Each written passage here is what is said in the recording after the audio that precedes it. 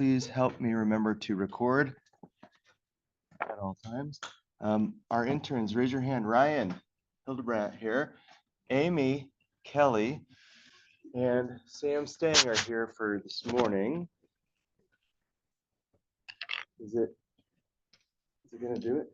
There we go. Can you all see that? No. You can't. Okay. Here. Just a little small. Whoa, it's right there. All right. There we go. Can you see this? Yeah. Kinda. It's okay.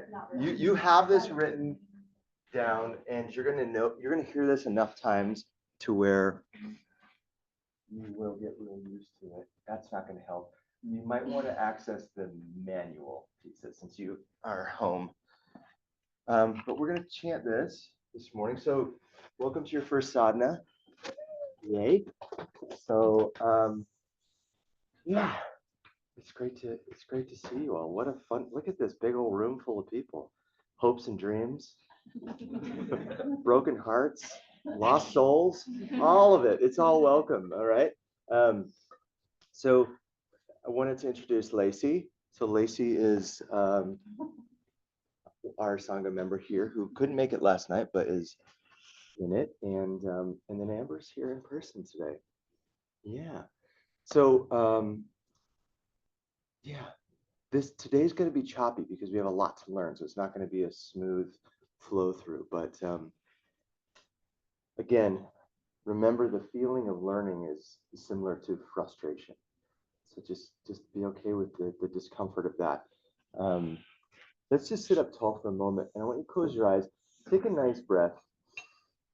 Yeah, let it be easy and full and nice, and just tune in with where you're at. Tune in with how you're starting. Because one thing is for sure, that no matter how you start, whether you're like, I'm really good right now, or I'm really mid, or I'm really less than mid, the practice will change things. The practice will move. It will move energy, it will move thought patterns, it will move emotions, it will move your cellular being, time and space. Will help guide us this morning. But what's cool is the sadhana gives us the power to shape our destiny, to really get into our hands around the steering wheel of our own fate. So the tune in is just noticing where you're at, just starting where you're at. And can you accept that?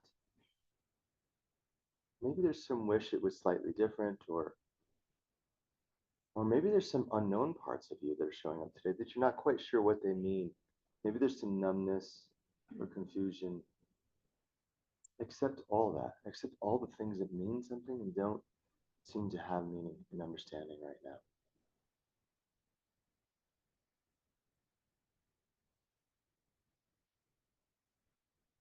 And then can you accept it finally with love? That's the big reveal, right? The spoiler alert. All this is about love. One more of those and you're out of here. Just kidding. Sorry. It's about love, but not sneezing. No, I'm just kidding. Let's open the eyes. Let's get into, but that is the real big thing. This whole 10 months, this 9 months, whatever it is, however many months, it'll feel like 10 probably. It is about learning to love yourself better, learning about what love is better. And that definition, it's kind of beautiful that it started like the day of Valentine's Day, because, we get to explore what that means for us for a full year. So let's go through this. We'll sound it out. Om. You've heard that one. Okay. You're on your own, right? To the next one. This is a quiz for my interns. Is it Triumbicum or Triumbicum? Triumbicum. Okay. That was actually a quiz for me. Triumbicum. Triumbicum. Yajamahe. Yajamahe. Sukhandim. Pushti. Vardhanam. Yeah. How's that feel in your mouth? It's already like a whole other world, isn't it? Okay, Urdhva, Urva, Urdhva, Urva, Rukamiva, Rukamiva, Bandhanam. Bandhanam, This one's a good one. Mrityur. Mrityor, Yeah, Mrityur. Mrityor, Nice, yeah. Hit that M into the R, like, just don't slow down for the speed bump. Mrityur. Mrityor, Mukshiya, Kriya, Mamritat. Ramrata, Okay, now I'm gonna take it one line at a time. I'll say the line, you repeat it. Om Triambakam Yajamahe Om Shriambakam Yajamahe, Sukhandim Pushti Vardhanam. Sugandhim Pushti Vardhanam, Let me try that one again. Sukhandim Pushti Vardhanam. Sugandhim Pushti Vardhanam, Sukhandim Sugandhim Pushti Pushti Vardhanam. Vardhanam, There we go. And you'll all get this, don't worry. Urdhva, Urva, Rukamiva, Rukamiva, Bandhanam. Bandhanam, Urva, Rukamiva, Bandhanam. Urva, Rukamiva, Bandhanam, That was good. Mrityor, Mukshiya, Mamratat. Mrityor, Kriya, Amrata. Okay, now let's try it with just the sound. Don't look, okay? Just close your eyes. Just follow along. The interns, they're right there. They're kind of perfectly spaced. We're perfectly triangulated to support this group today. Diamond. I love the diamond, yeah, okay. So, closing the eyes, relying on hearing and trusting that you already know this, by the way. This is an ancient chant. This chant has been around thousands of years, all right? It's probably the second oldest active chant. Om Triambakam Yajamahe. Triambakam Yajamahe, Yeah, Sugandhim Pushti Vardhanam. Sugandhim Pushti Vardhanam, Urva Rukamiva Bandhanam. Urva, Rukamiva, Bandhanam, Mrityur Mukshiya Mamratat. Shriya, This is so cute. This is the cutest thing ever. I love it. Okay, now we're gonna get into a rhythm with it. So we're gonna chant it in cadence. There's a slight melody. It's a very simple melody.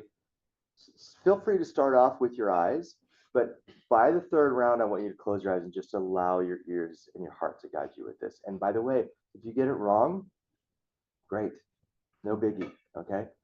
So sit up tall, let's prepare. Take a deep breath in. Om Triambakam Yajamahe Sukhandim Pushtivardhanam Urva Rukamiva Bandhanam Mrityor Mukshiyamamritat. Yes.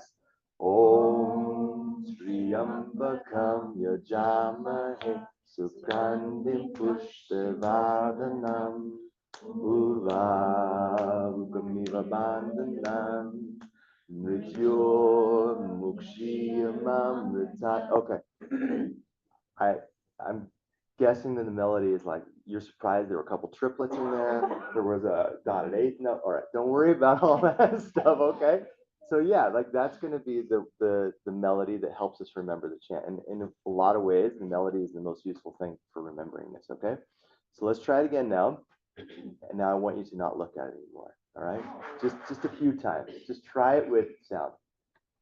Om Triambakam Yajamahe Sukhandim Pushtivardhanam Urva Rukamiva Bandhanam Mrityor Mukshiyamamritat. Om Triambakam Yajamahe Sukhandim Pushtivardhanam Urva Rukamiva Bandhanam Mrityor Mukshiyamamritat. Om Triambakam Yajamahe Sukhandim Pushtivardhanam Urva Rukamiva Bandhanam Mrityor Mukshiyamamritat. Om Triambakam Yajamahe Sukhandim Pushtivardhanam Urva Rukamiva Bandhanam Mrityo Mukshiyamamritat. 3 more times, feel free to look or not, okay? Even though most of you were like, I'm doing what I want anyway. I love you.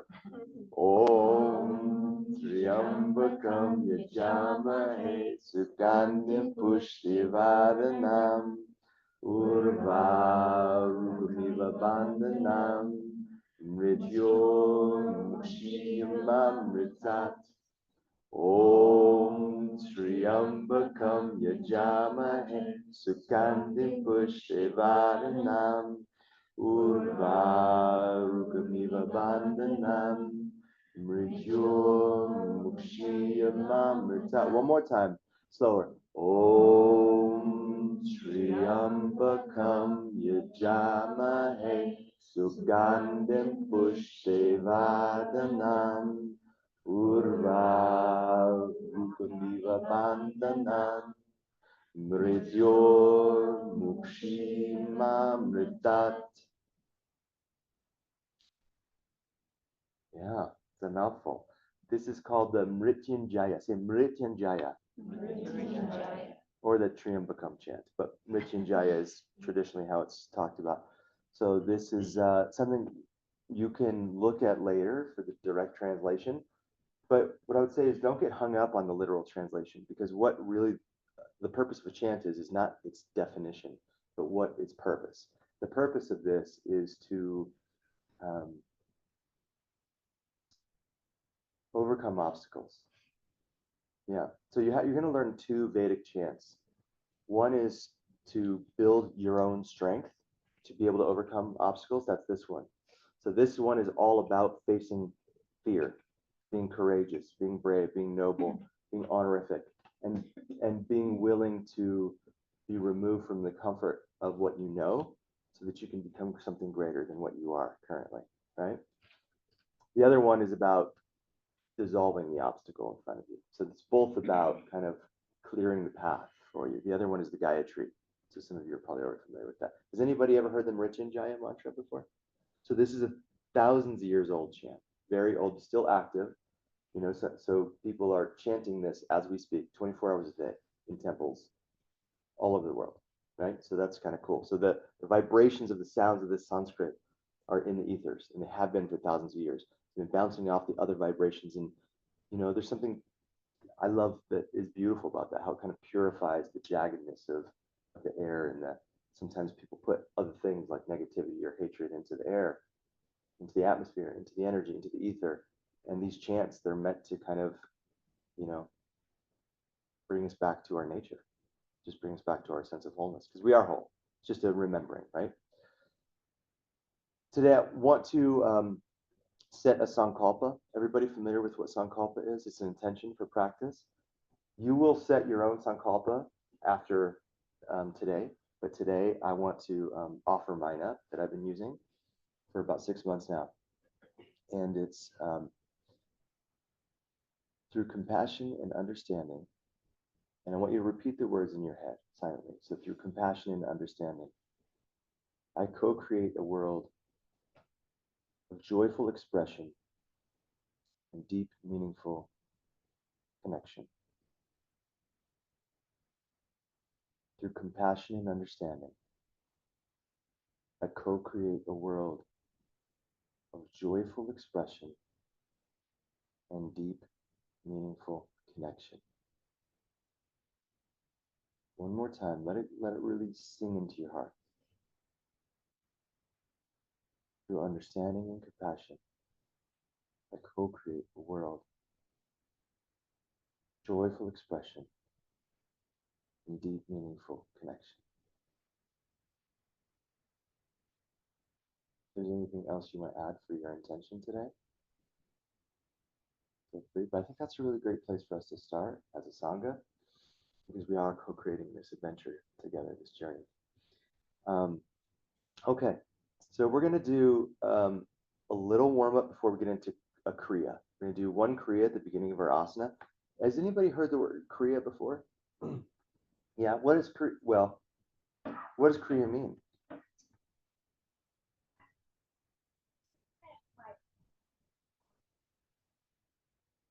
Practice. Yeah. What is that word? You get it's a noun. It's not a people, a place, but it is a thing. Yeah. Do you know what it is? Yeah, it's like a group of different asanas, like. So in Kundalini, it's different. I'm talking about so that's derivative of the, so that's a connotation, the denotation. Kriya specifically means, so y'all know what karma, you've heard the word karma? Karma means action. Did you know that? So in yoga philosophy, you cause an action, and an action is created from that, right? So there's a cause and effect. Whenever you take an action, uh, maybe an equal and opposite, I don't know if you would call it that, but actions will persevere because of that. Kriya is called a purifying action. It's a self-nullifying action, meaning that is a pure action. So it's an action that causes no effect. The effect is that it stops action after that. Okay, and we'll understand more about what that means later. But we're only going to do one kriya, Nauli kriya, which is the mother of all kriyas. And yeah, we'll talk more about it in a minute. Come to child's pose. How did the chant go? Who liked the chant? Who's like, I don't know about that. I mean, it's a different language. It's words I don't know what they mean or what they are. There's a lot of this training that I want to encourage you all to just simply trust the process around. And by the way, it's going to be a long 9 months if you do not let yourself trust the process. But if you trust the process, I'll tell you what, you will co-create a lot of joyful expression and deep, meaningful connection.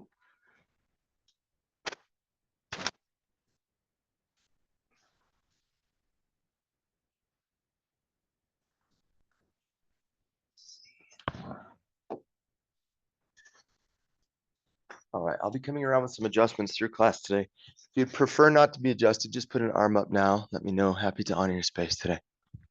Yeah, no pressure either way. And if you change your mind, let me know. All right, getting into things here. Taking some deep breath. Inhale and exhale through the nose. Begin cultivating Ujjayi breath.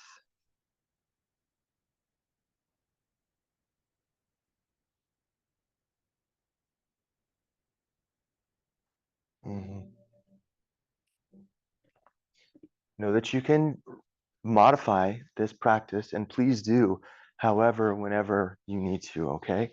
So if you need to change something up to suit you, go ahead. But please practice with safety in mind. The purpose of asana this morning is to really stoke the fire. You want to get the griddle hot, so to speak, so that when we get into our pranayama, we're really cooking with grease. You know what I'm talking about? Okay, put some weight in the hands. Come up, tabletop position. That was rhetorical. You know what I'm talking about? Hands under the shoulders, knees under the hips. There's no right answer. There's no wrong answer. Cat cows a few times around. Just feel your body out. Explore. There's a word called sahaj. Anybody familiar with the word sahaj? You remember sahaj? Sahaja means like freedom, right? Well, it means spontaneous movement, right? So it's improvisation, allowing your body to feel its way through, allowing the sensation to instruct and guide what movements you take. So find some sahaj here through some articulation of the spine. And then when you feel ready, find downward facing dog. Move up, back into your first inversion of the day. And take a load off in this down dog. Let it feel good. Spread the fingers wide. Connect to the earth. Feel the hips reach up and back and bend the knees. Just allow the spine to grow long. And as you exhale, move the energy with the breath so that you feel The exhale, hollow the tummy out. So it kind of gets a little snug there. You're starting to cultivate a little awareness in the core with that exhale. The next inhale, look forward, walk the feet to the top of the mat, come to a ragdoll position, and dangle forward. Dangle all the way down to the center of the earth. Just don't get burned. I hear it's molten lava down there. We can't be sure. Can we? Maybe we are. I don't know. Yeah, probably so.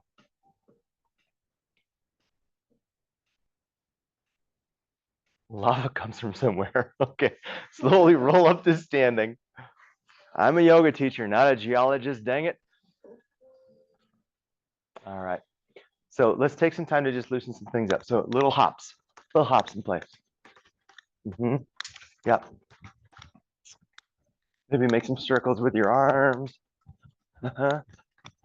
Do a double hop, kick it out. Yeah, loosen your body, loosen your breath, loosen your ego. I want to look cool though. We're not going to look cool. It's okay. But you do look cool not looking cool. That's the trick. Okay. So here we go. I think we're just going to get into it, right? So here's always the fun part. Actually, can you hold this? Okay. So Can you turn the video yeah. so that? So we're gonna practice now the create. So you've all probably seen, maybe some of you have seen like the yoga thing where they suck the tummy in. You know this? Yes. Yeah. So this is what we're gonna do. We're gonna do Nauli Kriya. It's say Nauli. Nauli. Does anybody do this already as a practice? Yeah. No, and this, by the way, let's set the table. So this can take, how long did it take you to get? Oh, I'm not even there yet. Okay, so just so you know, like, how long did it take you, Ryan?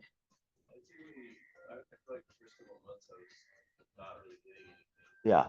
So this is definitely a delicious morsel of frustration for you. Okay. This can be really difficult to figure out how to work your body in this way. It's a little counterintuitive than what you think. Okay. So I'm going to demonstrate it. So, couple things. Oh, it tipped. Oh, thanks. There you go. Or Actually, Ryan, if you could bring it over so Yeah. that we can actually show the belly. Show the belly. Show the Oh, belly. there it is. There's the belly. The Nothing beautiful Nothing belly. like seeing your belly. Nice belly. Okay. He's happy about it. Let me just get it ready. Oh, there we go. There. Okay. Do I look cool? Let's not worry about looking cool, all right? That's not the point. You're not gonna look cool. Okay. No. All right. So it's a broad base. You need a broad base with your feet. And I want you to watch me do it the first few times. So I'm going to take my arms. Notice my elbows are locked out. And that's going to support my whole, so my spine goes kind of, you won't feel this, but your spine isn't holding your torso up anymore. It's literally your arms. So that my spine can round, relax. I'm going to breathe all the air out after I take a few pretty charged inhales, because I want to make sure that my, what are they called? Baroreceptors are kind of oxygenated, because you're going to hold the exhale out. When you hold the exhale out, the baroreceptors are the things that go, and then the carotid sinus, they go, hey, we're not getting enough oxygen in the brain. You need to breathe. And it's like, no, it's okay. This is just like 15, 30 seconds. So if you take a couple to load the baroreceptors with oxygen, you exhale everything out. And then what I'm going to do is I'm going to kind of squeeze the throat so I don't get any pressure into the cranial cavity. And then I'm going to create a vacuum with the abdomen. All right. So this is called Nauli Kriya. And there's stages to this. I'll show you stage one first. And this is what we're going to work on today. Stage one is just creating the vacuum. And it's two parts. Let me show you first. Let me remember how this goes. Okay. Not that I don't do it every day, but thinking about how to teach it.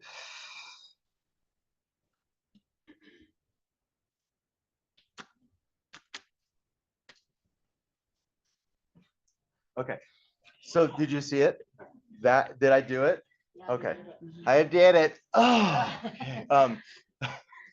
So it's an odd feeling because your belly is relaxed, but what you're doing is you're flexing your diaphragm.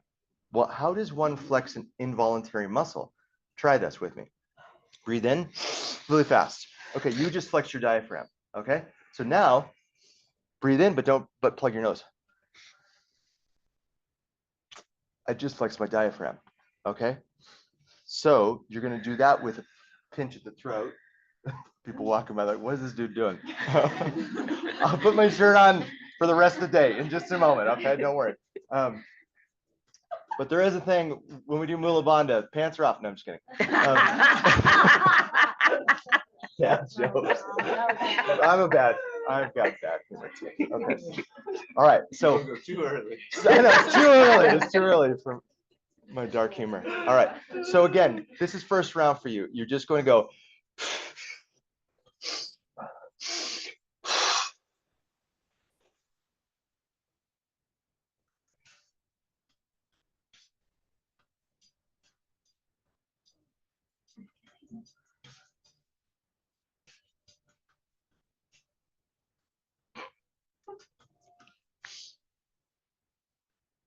What I want you to try to achieve is you need to stand up. So don't hold it till you pass out, because you can pass out in this. All right. You'll know when it goes dark. You went too long. But stand up first, then breathe in. Okay, and hold it as long as it's comfortable. Like try to get to that place where it's a little uncomfortable. It'll happen fast. It'll happen fast. Like I've been doing it a long time. Like to do it like 30 seconds, 45 seconds. It takes a long time to build up to. But for you today, just doing it will be an accomplishment if you can get there. And if you can do it for 5 seconds, great. But notice a couple. Actually, let's try it before I give you more instruction. Okay. All right. Thank you. I'm sweating profusely now.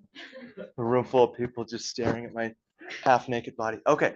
But you don't have to get half naked, but I would recommend pulling your shirt up under your chin or over your head so you can see your belly. It helps a lot to be able to see the belly. Sam, you agree? Yes. Love on this belly. So get your feet wide, plant your, yeah, and here's a way to do it too. You can just pull that over and look real cool, like you've got a vest on. All right, take a deep breath in, breath out, breathe into the brain, breathe into the brain, and exhale everything out. Exhale all the way, all the way, all the way. Keep pushing, pushing, pushing, pushing, pushing. Close the throat and squeeze and round. Nice.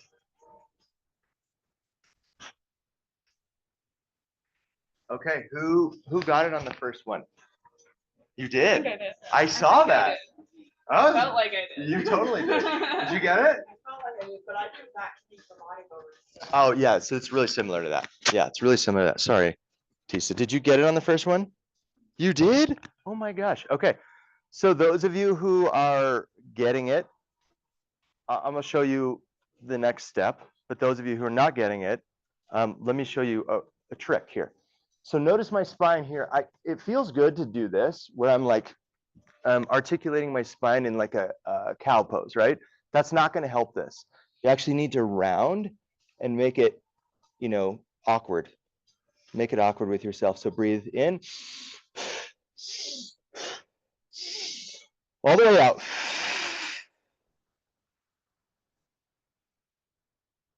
Snap, pull in.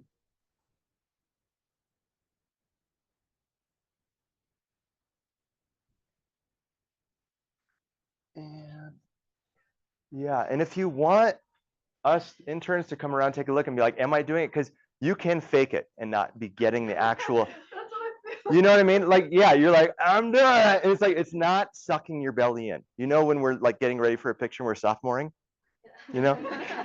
Mika taught me that. Thank you. Yeah. It's not sucking your belly in like, it's different. It's this again. It's breathing in. And then you exaggerate that feeling. So breathe in with your nose plug and then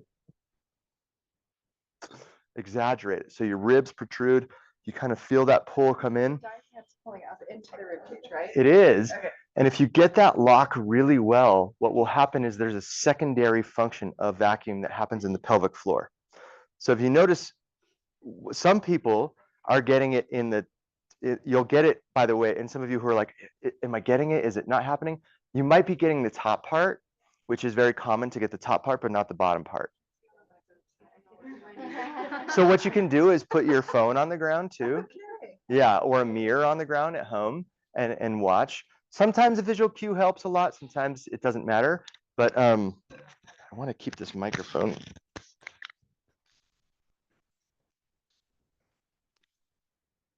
But yeah, if you're not engaging both pelvic and respiratory diaphragm, you're only going to get this kind of top layer. So you've got it relaxed too, because the body won't be able to suction all this viscera. So this is, when it's not flexed, it's just soft tissue, right? And the softer it is, the better it will compress into that vacuum. All right. So you really want to make sure that the abdomen is relaxed for that. Again, you're not flexing the stomach muscles, right? You are flexing the diaphragm, which is weird. It's a weird thing because your brain never flexes the diaphragm. Explain the breathing pattern. I'm not following the breathing pattern. You're saying out, and then. Well, I'm breathing in a few times. I just take a few big breaths in to really feel like I'm filling up with oxygen. And then you breathe all the way out, all the way out, all the way out, all the way out. The faster and more complete the exhale is, the better you'll get a vacuum tube. Because if you still have breath in your lungs, you won't really, it'll prevent you from getting your abdomen fully relaxed. So those of you who are getting it, I'll just show you the next phase. And so this is something you can also, to those of you who get it over the next month, this is something to aspire to. It's called pumping. All right. So I'm just going to engage the diaphragm and then let it go. Engage the diaphragm, let it go. Engage the diaphragm, let it go. Eventually, this will go fast, you know. But we want to do it slow at first so that we're doing both the top and bottom of the stomach at the same time. So it's uniform and it's a full release. It's not tightening and then a little release, tighten, a little less, tighten, you know what I mean? And then it gets like, the frequency gets like this. We want full relaxation and full compression.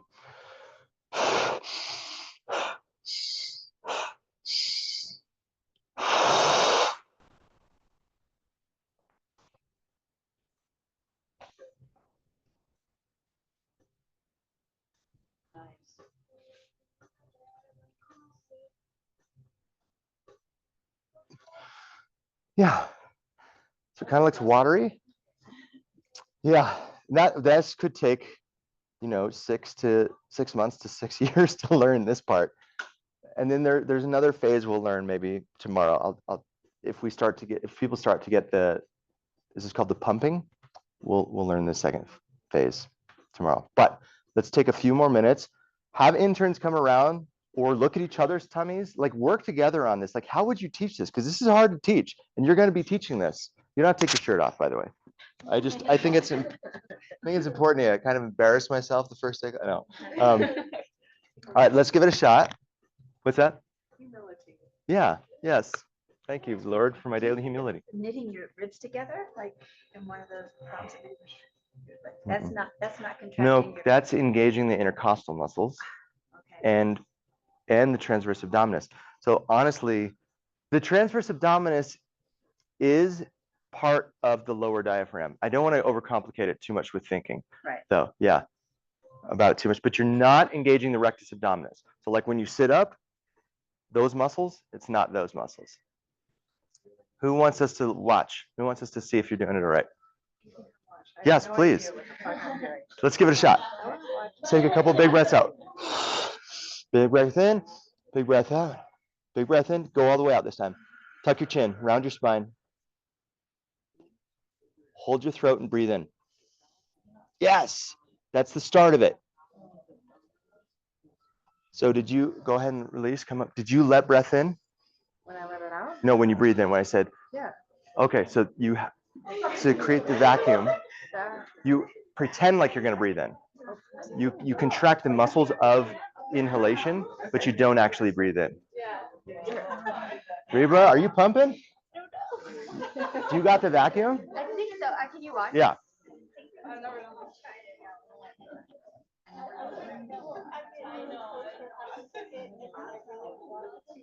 Yeah, you got it. You got it. So you're pumping. Go ahead. All right, so slow it down. So here's what I'll do is for you with it is, and for everybody who gets to this point, it's going to be real slow. It's just going to be release, pause, suck, release, pause. And you probably get 2 or 3 before you have to breathe in again. So you really make sure, because you're kind of like, it's really shallow, Yeah. and it needs to be big, full release. Yeah. Yes, the whole time. By the way, Mula Bandha will help a lot with this. So if you're engaging your pelvic floor, it's going to allow you to hold your breath longer. So this is all done with the breath out. Does anybody else want us to observe? Yeah? Yeah, please. Front or the side? Doesn't matter. I can watch you both.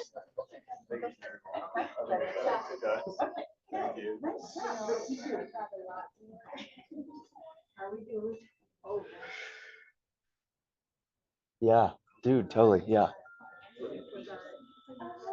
I need to see that again, Steph, from the beginning. I'm sorry. I'm just not getting the breathe, so you breathe. Yeah, talk me through it. What are you So- thinking? All right, so you're here first, and you just relax everything here, Uh-huh. and you breathe in, And then all the way out. And then you hold the breath out. And then you pretend to breathe in. Hang on. You've got breath in you. right, oh, you breathe out. Breathe all the way Yeah. out. So you breathe all the way out, then you hold, and then you pretend to breathe in. And it will do that. It will do that. That means you're moving kapha. That's good. How's it going, Lacey? Yeah. It's okay. It's okay. Let's regroup here for a sec. I remember last year teaching this, and I asked somebody in the back, I said, how's it going, KT? And they go, I'm over it. So if you're feeling that way, like, it's okay. And this, by the way, remember this. Listen to this. This is really important. How well you do a posture or a kriya or pranayama does not make you more or less spiritual or more or less good or more or less bad. And just remember that. Like, we don't think that. That is not how this goes. Like, there are yoga schools out there who are like, if you want to be a teacher here, I need to see your handstand, right? It's like, we do not give a shit about like your ability to perform, right? Because ultimately it comes back to the heart. Yeah. And there are practices that are just not going to be meant for you. But you won't know that until you give it a real good try. And it's going to take 9 months, right? Until you can birth that baby and say, nope, not my baby. I'm giving it up for adoption, right? But pranayama is, and I love, and that's just going to be how it is for some of you, Pranayama, some of you are going to really love. Some of you are going to love the meditation. Some will love Kriya. What did you love during? I really got a lot of Pranayama. Sam, what about you? What was your favorite part of sadhana? She's like, where am I? Who's the idea of starting the day with a solid practice. Yeah. Amy? That's what I got to, and meditation. Routine and meditation. Yeah. And see, yeah. Okay.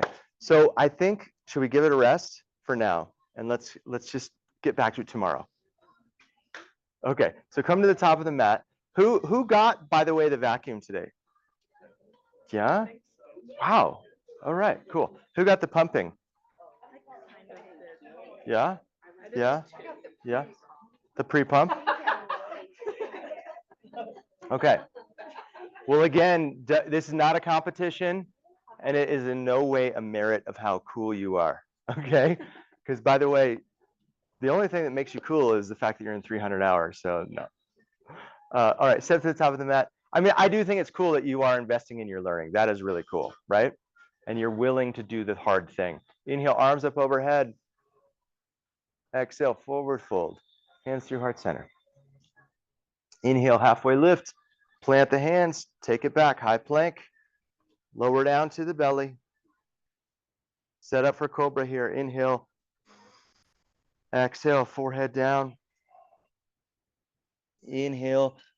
One more time, cobra. Exhale, bring it back. Good, downward facing dog. Tuck toes, take it back. Let's see where I can get this camera angle for you, Tisa, if you need to see. Okay. 3 Through sun A, inhale, look forward. Exhale, make your way top of the mat, forward fold. Inhale, halfway lift. Exhale, forward fold. Reverse swan dive all the way up. Exhale, forward fold. Inhale, half lift.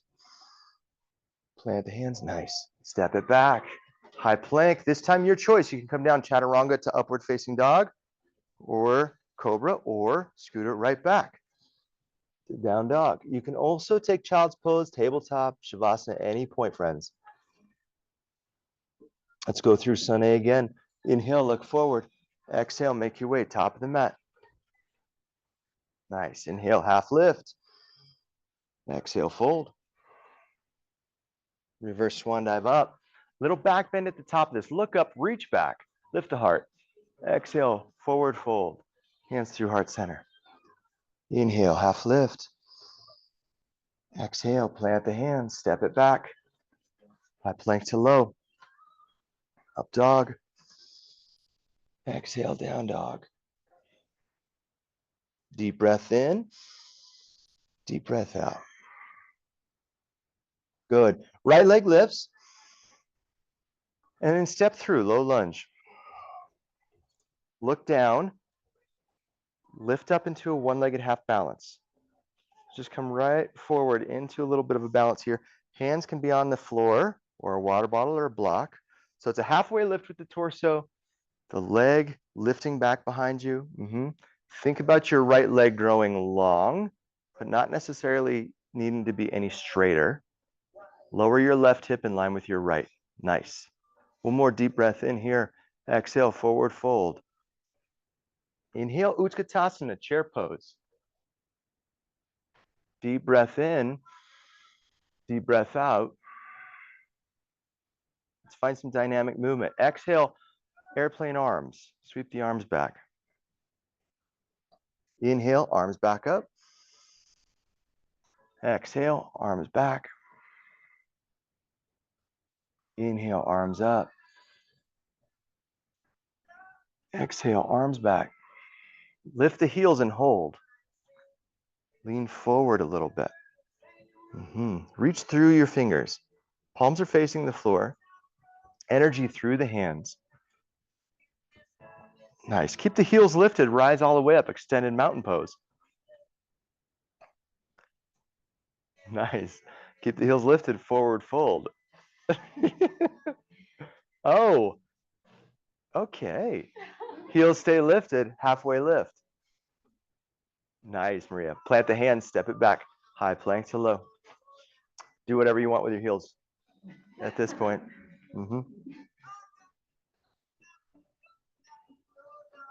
Good. Deep breath in. Deep breath out.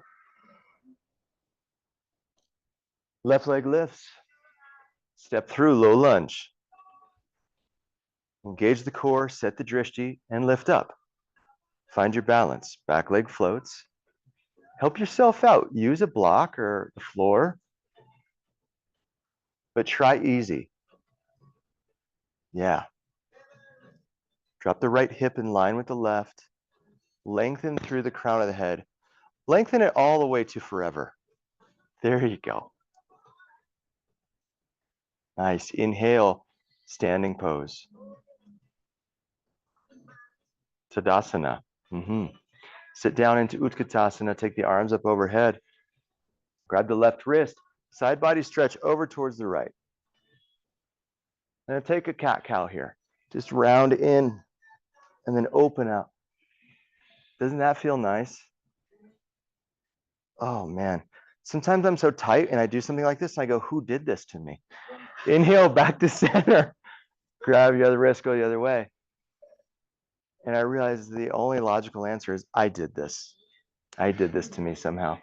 And then the follow-up question is, why did I do this to me? And why do I continually do it to myself? Yeah, we work with physical tension, right? As a spiritual practice, like the material is spiritual. Inhale, back to center. Exhale, forward fold. Even if we ignore that it's spiritual, that's part of what we're going to learn in this next 9 months, is that the material is just as spiritual as the things you can't see and touch. Halfway lift, inhale. Plant the hand, step it back, high plank. Lower down slow to chaturanga if you're taking your vinyasa. Inhale, up dog. Really pull the shoulders back, look up. Yes, strong legs. Exhale, down dog. Mula Bandha helps you there. Right leg lifts, inhale. Exhale, step through, low lunge. Inhale, crescent lunge. Let's, since today's a day of celebration, let's come up with a clap. Yeah, feels good, doesn't it? Take a deep breath in here. Doesn't it? That was rhetorical. You don't get to answer. It's either feels good or doesn't, but I don't want to hear about it. No, I'm kidding. Bend the back knee, dip it down towards the floor. Just light up some of that fire. Remember, we got cook. We're cooking a little bit later, so we got to get the fire stoked. Straighten the leg. Exhale, warrior two. Widen your stance. Lower your lunge. Nice. Let's take a moment to open the chest here. Interlace the hands behind the back and just draw the arms away from the hips. And tuck the chin a little bit. See what the neck is all about. Check in with the neck. That's now my neck. That's got prehistoric tension in it. That ain't even my fault. That one I'm blaming my ancestors for. Inhale, reach forward. Extend your arms. Exhale, extended side angle. Yeah. Take your hips low into this position. Nice. Energy back into the back leg. Stay low in it. Inhale, reverse warrior. Bring it back. Yeah. Check in with a couple of contact points. So anchor down into your front heel, into the big toe mound, into the arch of the foot, of the back foot. Can you actually press to the knife edge of the back foot and lift the arch of the back foot, the inside arch? One more breath in as you reach. Hand sweep down to the mat.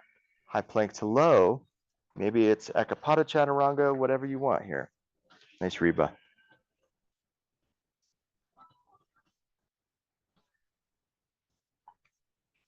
Yeah, and I'll say this, we're not doing a full hour of asana today, so don't hold back, right? Like get yourself awakened into the practice. Left leg lifts, inhale.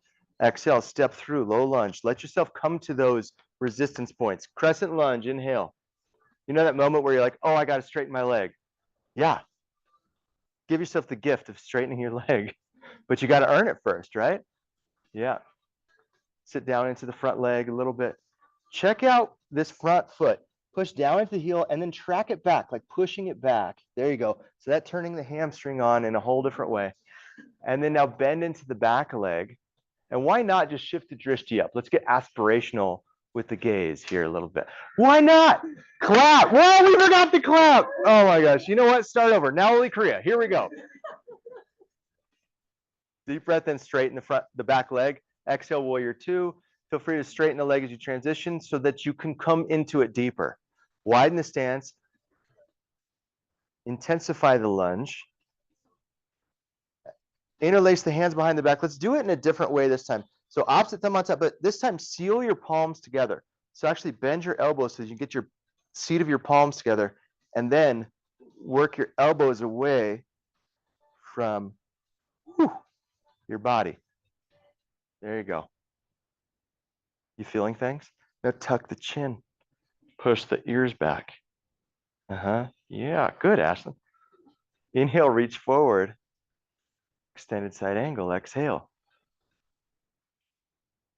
Take the top arm perhaps overhead towards the front of the room, finding a little bit more extension, a little bit more lateral flexion. Rotate the left shoulder underneath. So the left breastplate is lifting up towards the sky slightly. That's it, Anna. Beautiful. Now stay low in your legs. Inhale, reverse warrior. Look up. And this is a pose about release. This is a pose about surrender, believe it or not. Trusting the process. Squeeze your right hip down towards, or your right ribs down towards your right hip. One more breath in. Exhale, hands down to the mat. High plank to low. Maybe Takapada Chaturanga. Super simple flow today. Gonna flow that one breath per movement. Let's get the breath coordinated. Inhale. Exhale. Deep breath in. Deep breath out. Right leg lifts. Inhale. Step through, low lunge. Inhale, crescent lunge. Exhale, warrior two. Open it up. Reach forward. Inhale. Extended side angle. Exhale. Inhale, reverse warrior. Bring it back. And hands down to the mat. Let that exhale effort to sustain you all the way through your chaturanga. Nice, Leslie. Left leg lifts. Inhale, leg high. Exhale, step through. Inhale, crescent lunge. Exhale, warrior two. Inhale, reach forward. Extended side angle. Inhale, reverse. Ground your front heel. Arch of the back foot lifts. Hands down to the mat.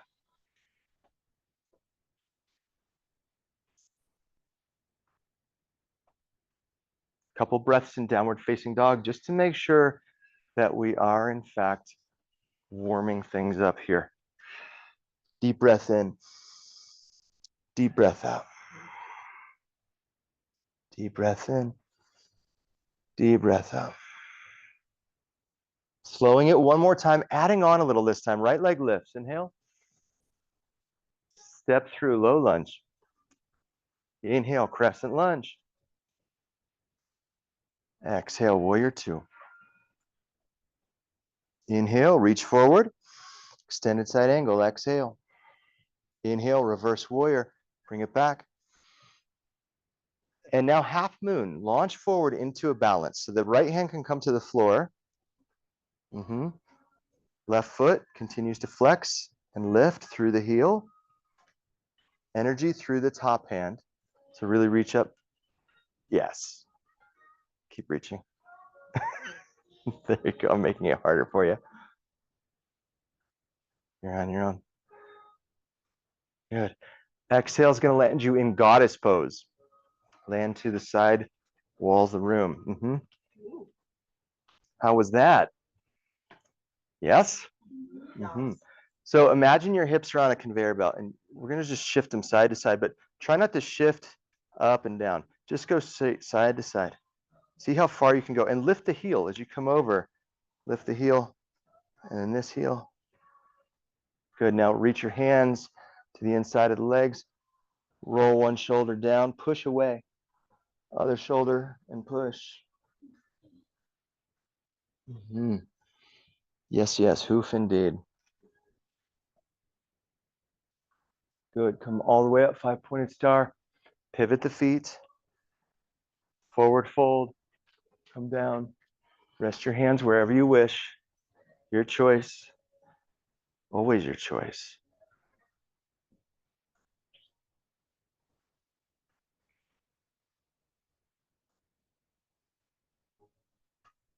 Squeeze your legs together.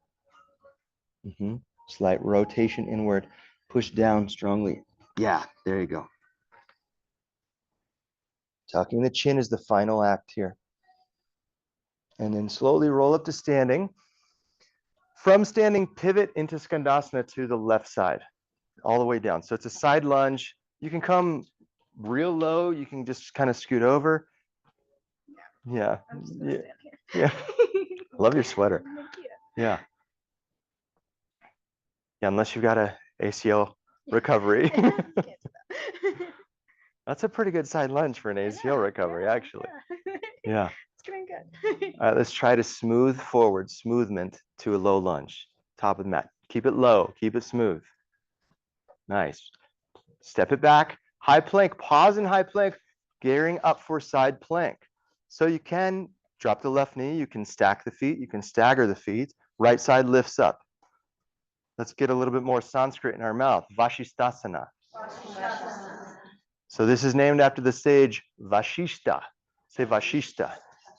And then asana, right? So it's just Vashishthasana. Vashishthasana. We'll hold it until you get it. Vashisthasana. There you go. High plank to low. Take it on down. Well, I can do this all day, people. Jeez, I'm so mean. Left leg lifts. Exhale, step through. Let's finish out this cycle on the left side. Inhale, crescent lunge. Exhale, warrior two.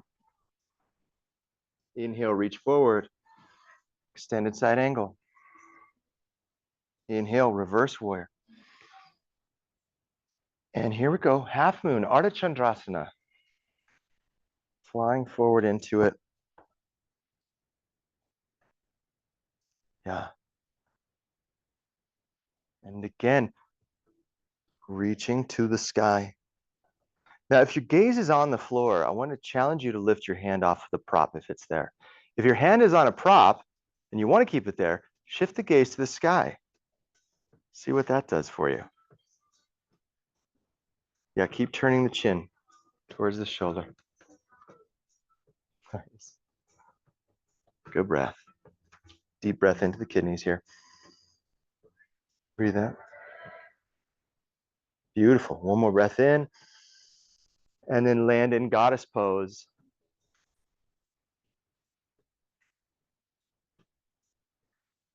Okay, just for fun, while we hold this time,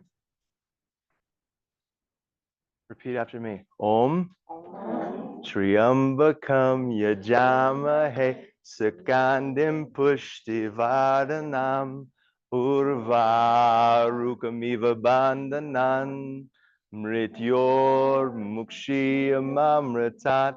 Okay, I won't make you do it until you get it right, but let's do it one more time.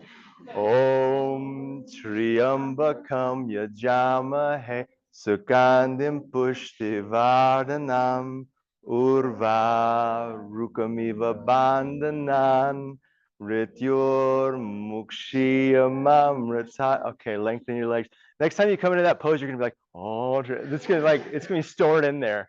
All right, take the feet parallel. This time, interlace the hands behind the back, lift the heart. Take a moment here. Let yourself just enjoy this back bend. Lengthening through the neck. Strong legs squeezing in through the feet. That's it. Awesome. And when you're ready, hinge at the hips, fold forward. Let the extension of the spine be the last thing to unwind. Macy, bring your feet in a little bit more parallel. There you go.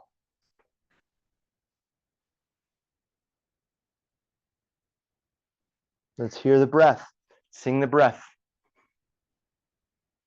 That's it.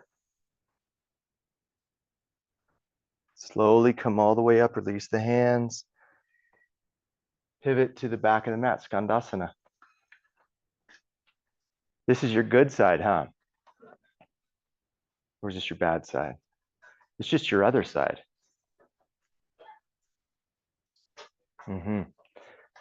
So if you're hanging out here with your hands lifted off the floor, lift your hips up a half inch.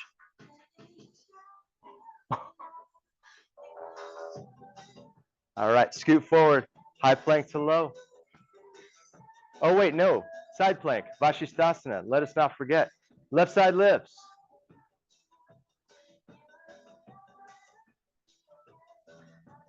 I think these lyrics are kind of perfect right now for how I feel like you feel about me. If you don't love me now, you'll never love me again. One more breath in. High plank to low. Take it down. Woo. What do you say? Do you have one more standing posture in you? Yeah? Okay. Cool. Inhale, look forward. Step or hop to the top of the mat. Let's get a little bit of everything here into this. You got it. You got it. You got it. Utkatasana. Sorry, Reba and I were having a moment. Hands to heart center. Left elbow to the outside of the right knee. Prayer twist here. So drive your left knee back a little bit.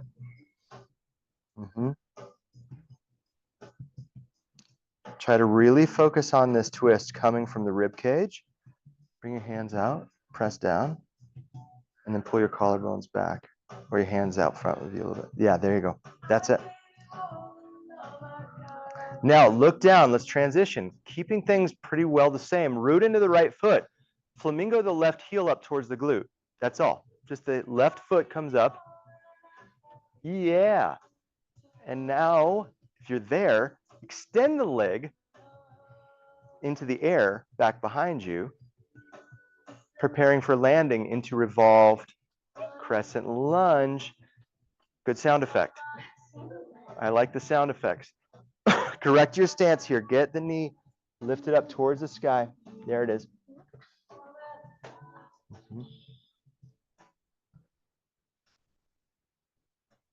Deep breath in. Deep breath out. Turn your head. Lengthen your spine. Exhale. Yep. Breathe in. Exhale. And release the hands down to the mat. Step the right foot open to the side. This is a lizard lunge. Drop the back knee down. So walk the right foot over. And let's take the right hand back. Reach for the left foot. Nice little quad stretch here. Once you get the foot, drop the hips down, arch the spine, and then rotate into it.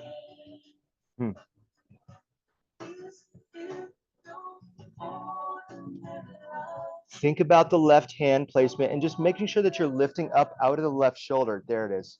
Beautiful engagement. Deep breath in.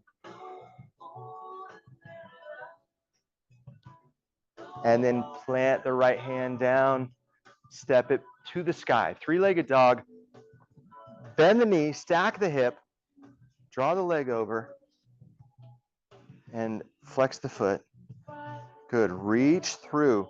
Keep working left heel straight down, back behind you. Energy into both hands. Chest pushes back. Nice. Feel this stretch come all the way up into the ribs. Do you feel that? How your hip is connected to your armpit? Nope. Okay, that's all right. Leg back up behind you. Level the hip. Set the foot down. Look forward. Step forward. From top of the mat, come right up. Utkatasana. Clap it. We missed all of our claps today. We really didn't. That did not catch on. Okay. Hands heart center. Maybe tomorrow. Right elbow, left knee. You're like, after Nelly, you lost us.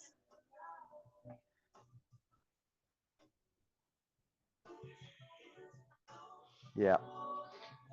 So bring the knees together a little bit if that's okay. Yeah. So feet together too if it's okay. There it is. Yeah. Drop the hips. Focusing on length. On the inhale, exhale, rotation of the shoulders specifically. Yeah, one more time. Breathe like that. Inhale to lengthen, exhale to rotate. Now feel the core strong here. Look down, root into the left foot. Right heel starts to perk up, defying gravity. Starting with flamingo, establishing that, and then lengthening back very slowly. You're in no rush here. Explore all of the shades of gray as you transition. And then, yes, land that foot because you know that foot wants some earth.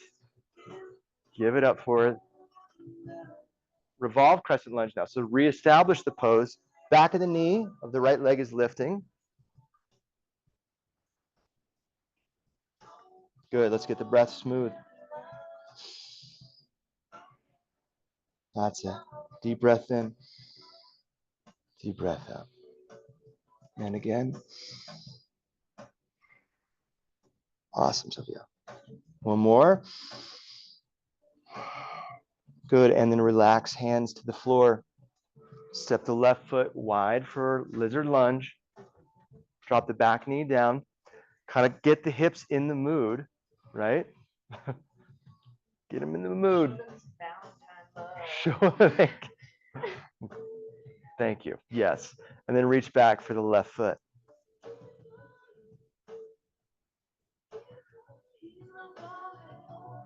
Yeah. And this foot might be harder to get, and maybe you don't get this side. That's okay. support that here a little bit. Is that okay?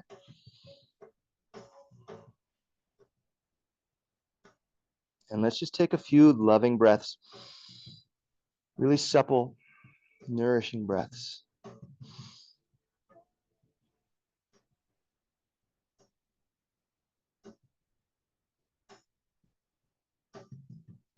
Awesome. Okay.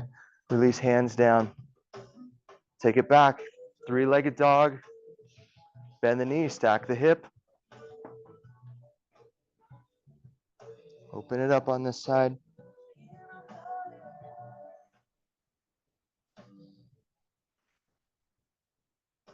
Push energy into the left hand. And lift the leg back up behind you. Step through, or excuse me, just set the foot down. Look forward, come through to a seated position. Legs out in front of you. Yeah, let's move through 3 poses here. So first is Dandasana, okay? Does anybody know Dandasana? It's right here. This is it. Hands down by my side, legs straight out. I'm lifting tall. Yeah. So I'm really not just hanging out here watching TV, right? I'm lengthening the spine and then letting my abdominal cavity kind of lift up and get my sternum lifted a little bit. So the shelf of the heart is shining high. Yeah, and bending the knees to help the pelvis get into position so that the spine can be fairly neutral and that double S curve is fine, right? Now you'll inhale, arms up overhead. Keep your bicep connected to your ear. So we're going to take a forward fold, but it's not going to be a rounded forward fold. It's going to be exhale, and I'm going to go till I have to start rounding and then stop. Yes. And then inhale back up. Let's try that. Exhale.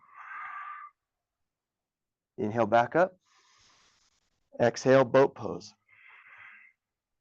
Take a breath in. Exhale, Dandasana.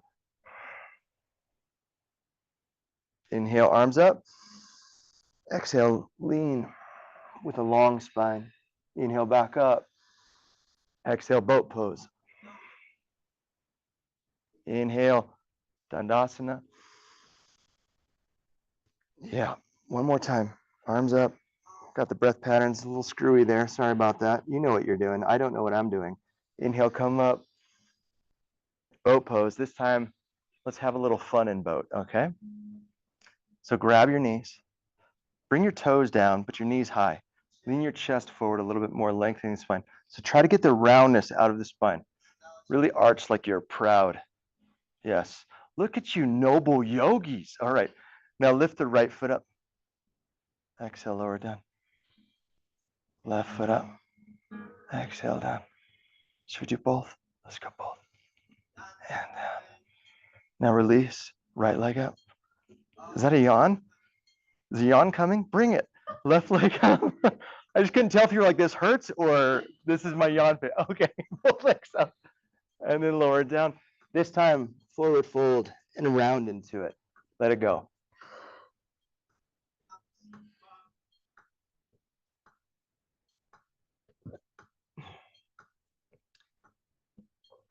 So who can tell me what tapas is?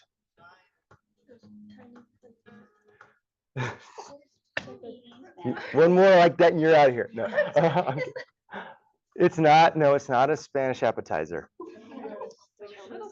It is like a little snack, but I'm talking about the Sanskrit word tapas.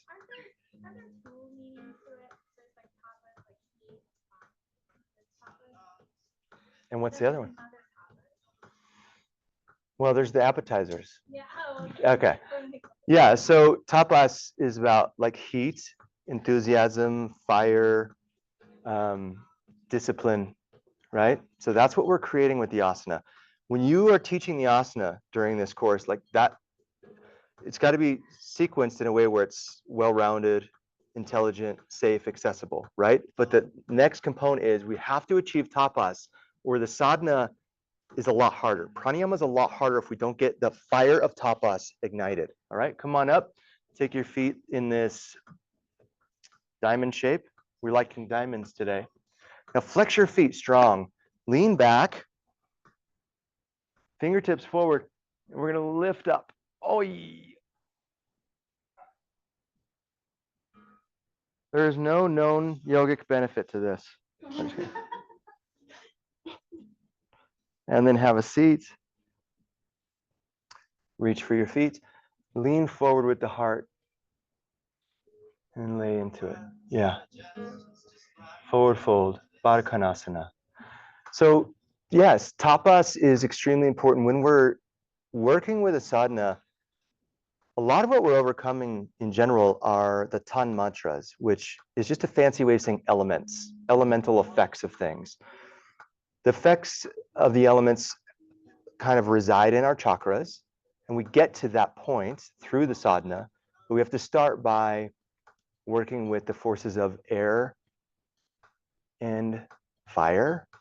There's some earth, there's a lot of earth involved, right? There's some water, but the breath, that fire is a real big theme in all yoga practices, traditional yoga practices. Come on up, lay down onto your back.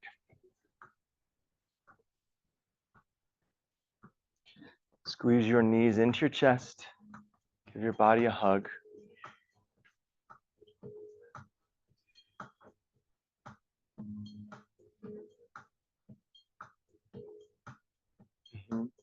Release the left leg down to the ground. And take a half happy baby.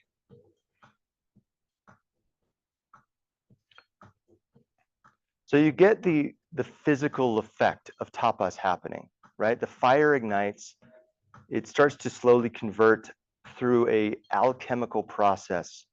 When we have tapas that burns really bright, really clear, really pure, the effect is sattva. Who's heard the word sattva? Raise your hand if you know sattva. Yes. And if you don't, that's okay. We'll get into it today. These are the two main focuses for our sadhana, is developing tapas, which is discipline, and sattva, which is, the shortest answer is intelligence. Bring your knee into your chest, cross into a supine twist. Turn to the right with your face, let your shoulders drop, and maybe your eyes start to close. We're preparing now just to let you know how the rest of this is going to go. We're going to get into a shavasana, so you can start to relax your nervous system. We're going to come up and do pranayama today, and then we'll do another shavasana. We won't get into the meditation today. We will tomorrow. But the pranayama will serve as our meditation. So give yourself permission to relax.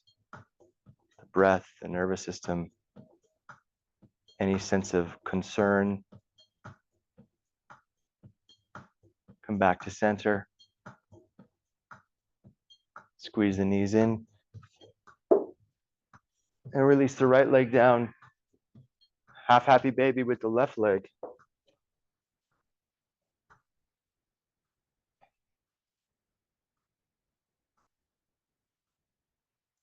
So who knows what vrittis are? Raise your hand if you know what a vritti is. And by the way, I'm saying a lot of words today, and if you don't know any of this stuff, don't feel stupid. It's okay. You're going to learn it all in time, I promise you. What is a vritti? Somebody tell me. Yeah, it's just the movement of the thoughts. It's just the wording of the thoughts. So when we've established sattva, the wording of the thoughts move us into helpful direction with our focus, with our attention, with our energy. Squeeze the knees in. It's really simple. Complex ideas, but really simple, basic process. Come across, supine twist.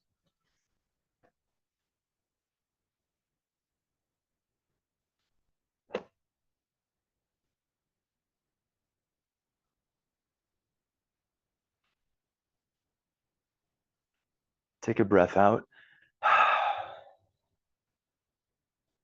Take a moment to think about your neighbor to your left. And just think to yourself, thanks for being here. And then think about your neighbor on your right and say out loud, you're welcome.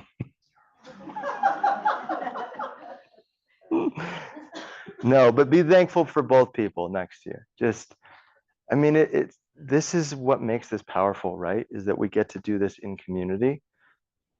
And the type of community, the flavor of it, the frequency of it, the vibration of it.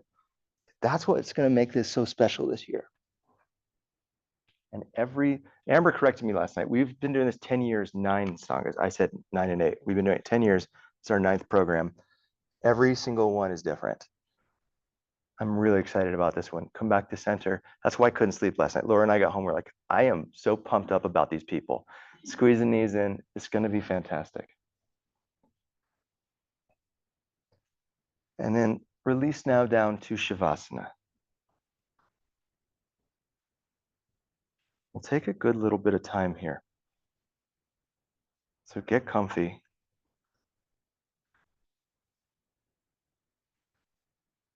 Situate yourself in a way where you feel like you may not need to change anything.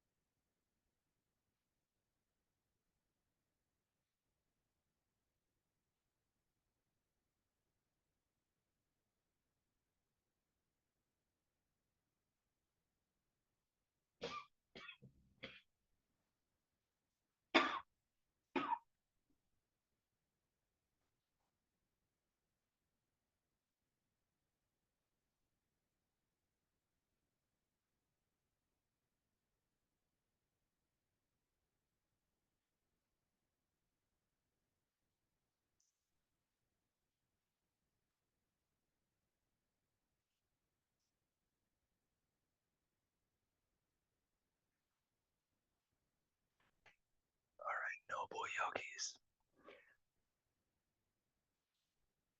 Start to bring some attention back to the present moment. See if you can be really gentle with the way that you treat yourself. And arrive back here. And prepare to come up to a seated position. I want to encourage you all to take a seat on a prop.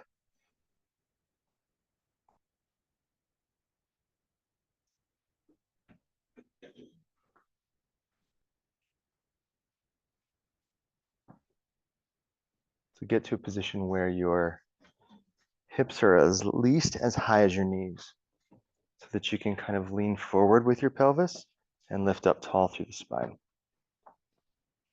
Yeah. Now, if you're kind of in ankles crossed position, maybe you spread out your legs a little wider. Maybe that's not happening yet for you. That's okay. Just get comfortable, really comfortable in your seat, really comfortable in your connection to earth.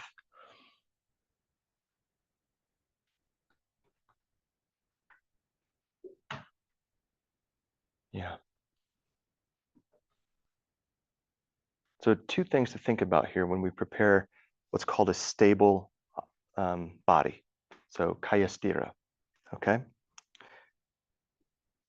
So kaya sthira is going to be something that we practice for pranayama and meditation. When we're doing pranayama and meditation, we're working with energy.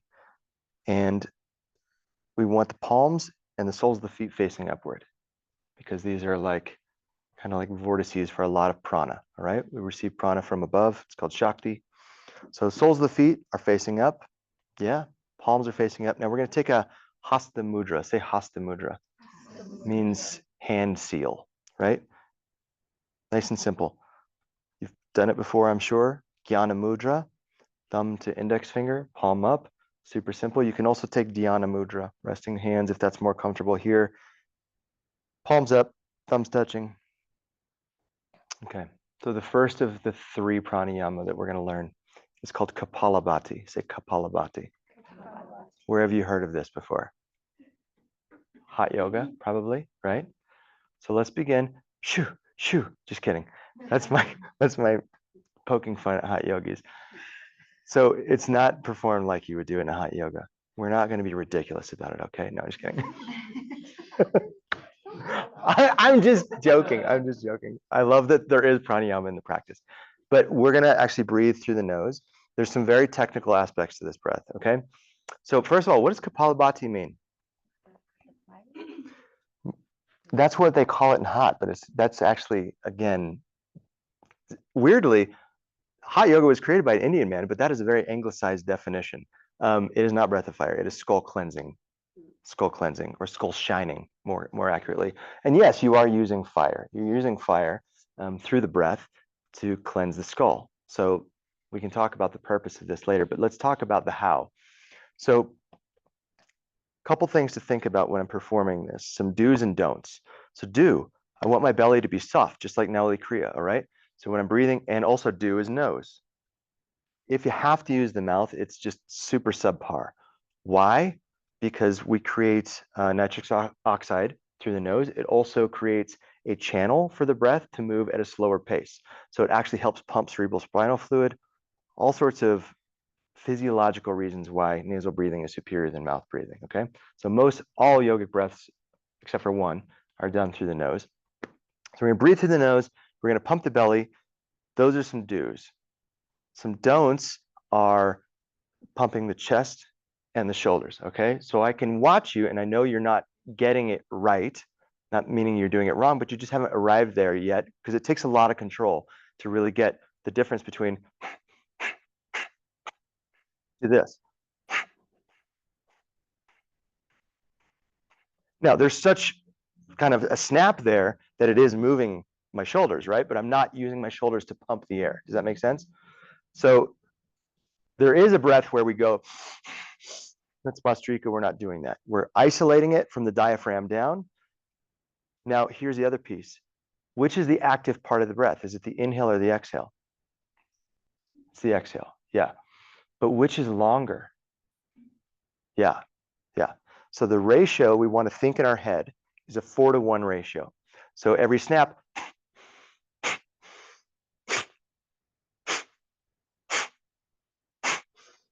right? So that exhale is not even a second. It's like a quarter of a second, and then it's like a second and a half for my inhale. And that's how we're going to start. We're going to start with a slow frequency so that we can focus on localizing it and we can focus on the ratio because the inhale happens by relaxing the belly, right? So if I snap and try to breathe in, I have to make it active if I don't relax the belly. This is the hard part because when you flex a muscle, right? And I keep flexing the muscle, keep flexing the muscle. Have you ever done the thing where you put your arms in the door for 30 seconds and then you go like that and your arms float up? Because it's called muscle toning. It's just a trick of what you can do with the muscles. So as I'm snapping the belly, when you're learning this, the belly is just going to get tighter and tighter. So if I'm looking at my belly from the side, here's my spine, here's my belly. I snap it in, full release. Snap it in. Over time, I snap, less of a release. Snap, less release. Snap, and then pretty soon my bandwidth is really a narrow spectrum, right? This is when I want you to stop. When you notice it turns from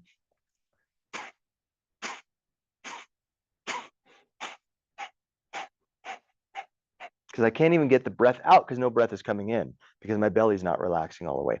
And by the way, that forceful exhale, this is how it works, by the way. The forceful exhale creates atmospheric pressure for the inhale to happen naturally. So you don't have to breathe in.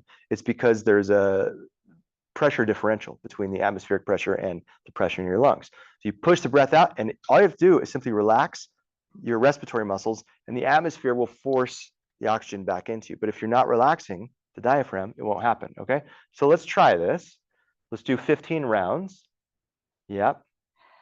And a fair bit of a warning with all these practices that are probably new for most of us. Yoga is subtractive. So there might be some detox with all this stuff. There might be some like, I'm tired, more tired now when you start first learning these things because you're kind of, you're getting it out, okay? So let's take a deep breath in, deep breath out. About 3/4 breath in, and then here we go.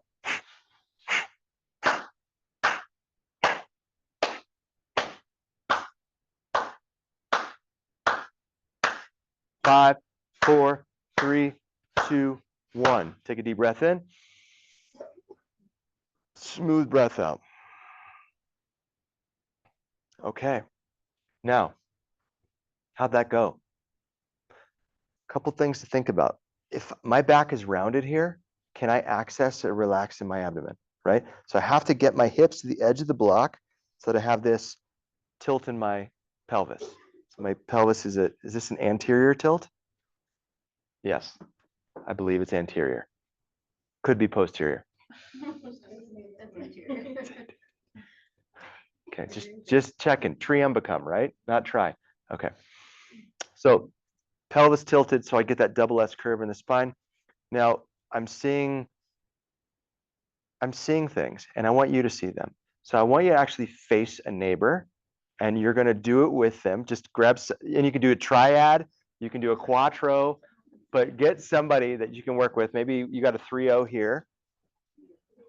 Yeah, and you're going to watch their belly. So if you don't mind, you can either pull your shirt a little bit tighter, but you'll notice some things, right? But if I'm doing it really forceful, I mean, we want to move energy. The purpose of this is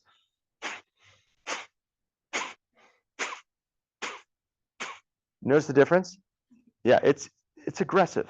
It's an aggressive breath. This is not a calming, relaxing breath. This is called, as the yogis call it, breath of fire if you want to. All right? All right, let's go for it. Let's do 15 at this rhythm. Watch your neighbor's belly. Jacob, that's really nice.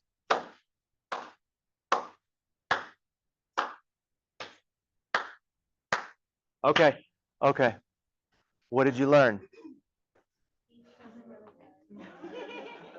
Okay, so again, you know, we're kind of trained in the Western society to walk around with our stomachs sucked in, right?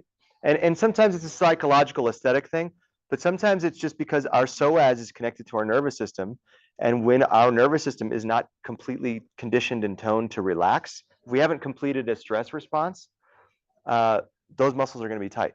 You cannot do this without really getting into, for some of us, a psychological discomfort of really softening your belly and letting it. That is the inhale, is a full relaxation of your breadbasket. Okay, so just get comfortable with it being gentle and soft. Yeah. Okay. Now you can face me. That was hopefully instructional, helpful. Hopefully it wasn't too embarrassing. And by the way, if there's anything that I suggest for you to do that you'd rather opt out of, you're welcome to opt out of it, okay? Of course. And TC, you didn't get to watch anybody, I'm sorry.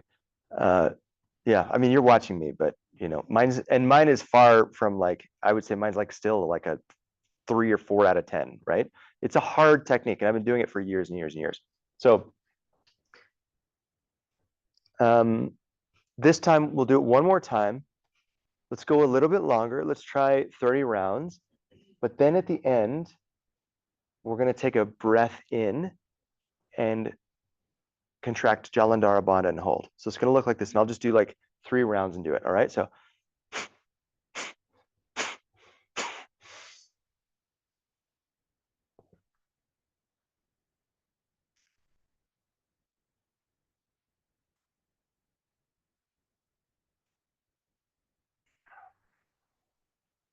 okay, so I really let my shoulders elevate. So my chest lifts. So I reach my chin down to my chest. Do you know Jalandhara Bandha? Have you heard of this one? It's called the throat lock, right? So we're squeezing the throat. We'll talk a lot more about this today. Don't worry about getting it perfect. We're only going to hold this for 10 seconds anyway. So it doesn't matter how perfect the bandha is. But 10 seconds at the most. If you need to breathe out earlier, here's a real important key though. I lift my head first to breathe back out.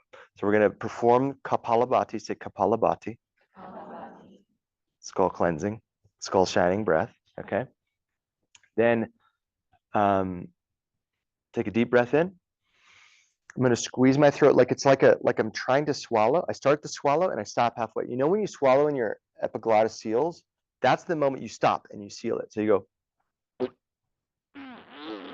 yeah, and I'm doing that and I'm bringing my chin down. So my shoulders are lifted, my chest is up, chin is down, and just holding the breath in the thoracic cavity. Can I call this the thoracic cavity? Or do insects only have thoraxes? Is this I'm an insect. Okay. Let's try it. Jnana Mudra. Okay. Kapalabhati. 30 rounds, nice and slow. Now, what happens if your belly starts to get tighter and tighter? What do you do then? Begin again. So yeah, stop, take a normal breath, relax the belly entirely, and then start again. So don't worry, it's not a competition, right? I would guess 99% of you are going to need to stop at 30 rounds this first time, okay? If you're really being honest with the tension you're creating with the technique, all right? So sit up tall. Take a breath in. Here we go.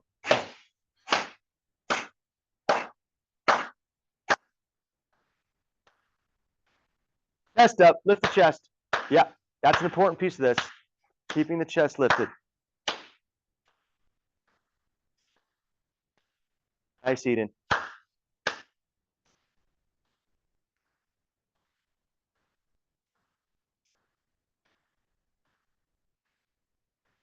Five, 4, 3, 2, 1. Take a deep breath in all the way. Swallow, squeeze the throat, tuck the chin, hold. 10, 9, 8. If you need to breathe out, lift the head first. 6, 5, 4, 3, 2, 1. Lift the head out. Smooth, smooth, smooth breath out. Okay. That is actually not pranayama. That is actually a kriya too, by the way. Tricked you. Okay. Snuck another kriya in. Thought you didn't like kriyas. Maybe you still don't. That's why it's kind of funny in hot yoga when they're like, we're going to do pranayama. It's like, it's actually a kriya. But I guess it is if you do kumbhakas with it, or kumbhaka. So that thing we did at the end, that hold, that's a kumbhaka. Say kumbhaka. Yeah, and I'm sorry if you know this stuff, but I want us to all get used to just the words of Sanskrit, right? So Kapalabhati, kumbhaka, what else? Jalandhara Bandha, Jnana Mudra. I'm saying that one wrong, I promise you. So what is your definition of kriya? Right. We'll talk later. Yeah, it's not from Kundalini. No, I am always wrong. When I see Well, Kundalini. no. So kriya definition is a purifying action. So we're cleansing the skull. Yeah, but so everything we did today. No. Just that. Just the Nauli kriya and Kapalabhati kriya. Okay. Yeah, that's it. So we've done 2 of the 5 shat karmas, or traditional kriyas that you're going to read about later on. Okay. Are you okay? Is this too nerdy? Are we going? You don't have to remember all this. Like I want to start with exposure to all of it, and then you whittle it down to what you're interested in, okay? So the next one is going to be our cooling breath. Now that's not super important this time of year. This is one you do more seasonally. So you will definitely want to lean into this during summer months because Kapalabhati is a heating breath, okay? So we're going to do two because one is not accessible to everybody because some people genetically cannot taco their tongue. So this, can anybody taco their tongue? Okay, can anybody not taco their tongue in here? Not to call you out, but it's just always an interesting random thing. There are, just so you know, maybe not in here. It's kind of like that. For some people, cilantro tastes like soap. It's just that same thing. Some people can't taco their tongue. So we're going to learn sitkari first. So this is the one that is accessible to everybody. You're going to press your tongue to the back of your teeth, and you're going to make a Joker smile. You're going to imagine that the shape of your tongue is kind of like cupped. So it's broad, and my teeth are touching, but I'm going to breathe in through my molars, and it's going to sound like this. Breathe out through the nose. Okay, an important thing to do with this is what's called the three-part breath, all right? So let's actually backtrack one moment. So you're going to breathe into your belly. Breathe out of your belly. Now put your hands on your ribs. Breathe in your ribs. Hands on the upper chest. Breathe into your chest. It's hard to do, right? So what we want to do is eventually isolate it so that we begin breathing into the belly, then the ribs, then the chest, okay? Eventually, we're going to be able to control these, what were called secondary respiratory muscles. So these aren't the primary movers of the respiration, but they're secondary muscles. So it's, when we're normally just sitting there emailing away, all that has to happen involuntarily is our diaphragm has to move, right? Basically. We've got some lumbar action happening, but it's just basically diaphragm. So when we recruit these other muscles, it doesn't mean your lungs are down here in your belly, right? But it's actually opening up the diaphragm much deeper, creating a much more prolific breath. So the way I want you to think about this is when we breathe in, we're pouring water in. So we're filling the belly, ribs, chest. When we breathe out, specifically for pranayama, it's going to be different for meditation. We're squeezing the toothpaste out from the bottom. So it's going to be breathe in, belly, ribs, chest. I'm going to breathe out, belly, ribs, chest. So this continually moves the kundalini up, okay? Because you can get really tired in pranayama. The purpose of the three-part double up, say three-part double up. Three-part double up wave is to keep cerebral spinal fluid refreshing the brain so you don't get tired in this, even though you're probably already tired, all right? So let's try sitkari again with the three-part breath. And this one, it's not timed, it's just as long as you can go.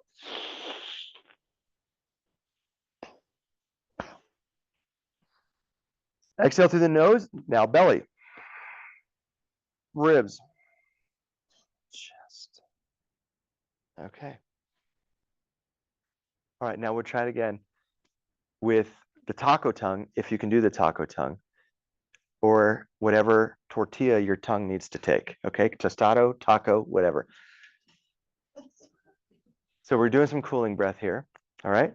So again, belly, ribs, chest. Breathe in.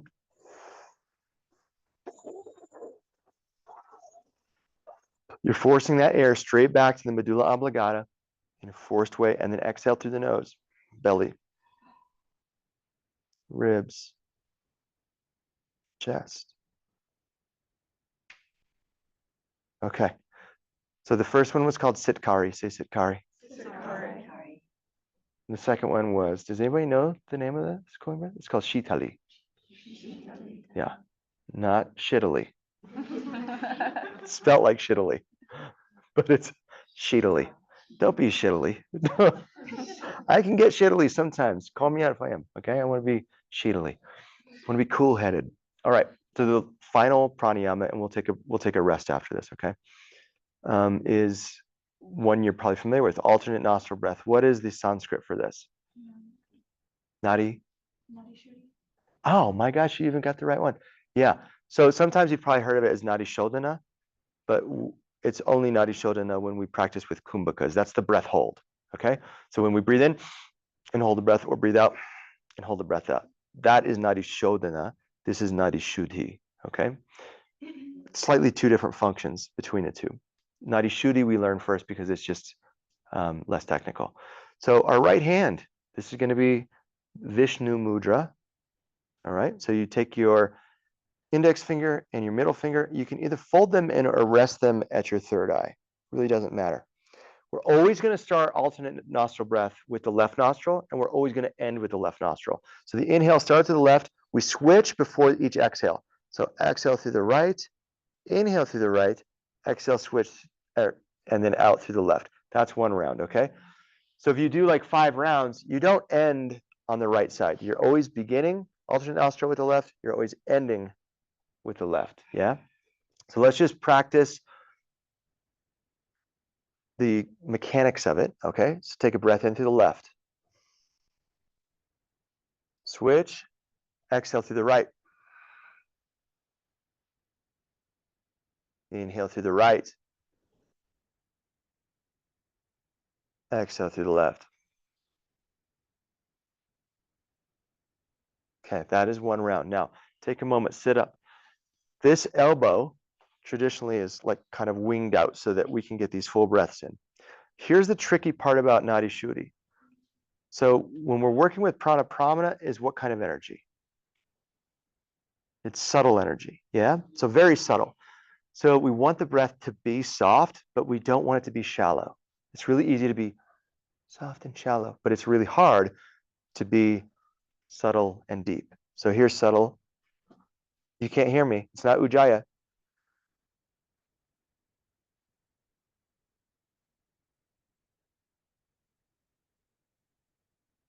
Still breathing in.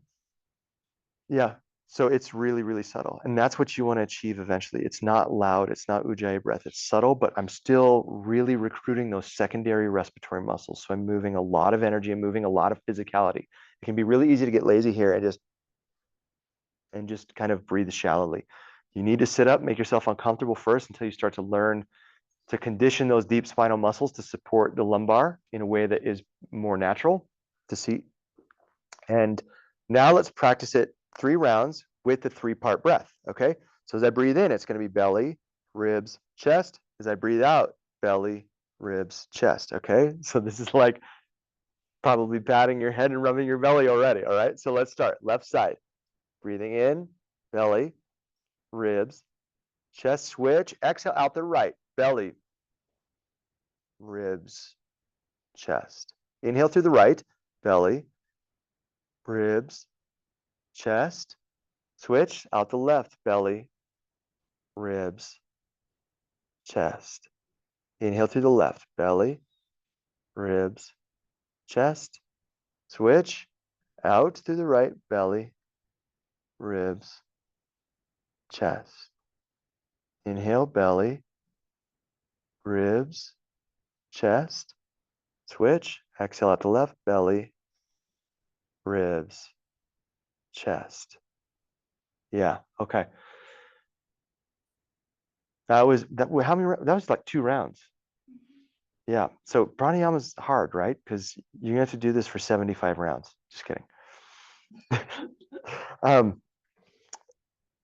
No, we want to start really small with it, actually. We want to start small so we get used to it and get good with the technique. We're going to add on one final component. We're going to do it a 3rd round today, and then we're going to call it quits for our sadhana and take one more shavasana, okay? So you can rest. But this final piece is going to be rhythm. So we're going to breathe in. Let's do, I want to do 6 in and out. Here's why 6, because it pairs well with the 3 parts. So it's 1, 2 in the belly, 3, 4 in the ribs, 5, 6 in the chest. Does that make sense? And the rhythm we're going to do is 60 beats per minute. So this is just every second. So it's 6 seconds. It's about like this. That's probably a little fast, but you're okay. It's better fast for you now than too slow, okay? So let's get ready. And we're going to go 6. So take a breath out. Breathe in through the left. 1, 2, 3, 4, 5. Switch out through the right. 5, 4, 3, 2, 1. In. 5, 4, 3, 2, 1. Switch out. 5, 4, 3, 2, 1. In. Belly. 3. Chest. I can't do it that way. Switch out to the right. 6, 5, 4, 3, 2, 1. Into the right. 5, 3, 2, 1. Exhale out the left. 6, 5, 4, 3, 2, 1. Okay. Rest. So despite me making it harder for you and confusing for you, that's what we're going to start with. Okay. So come down to Shavasana. Let's just take a few more minutes to rest. Just let the whole body go. We'll do a muscle tension release technique to start our Shavasana.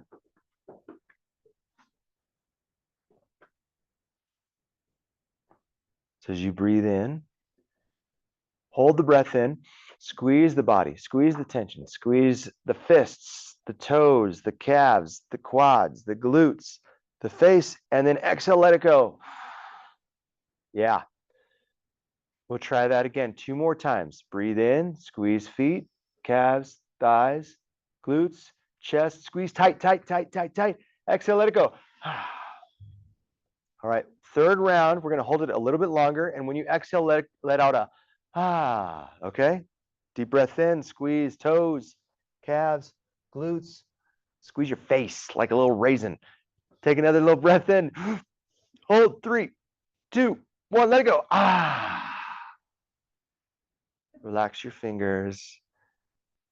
Let the air just soften around you. Let the earth support you. Be breathed here.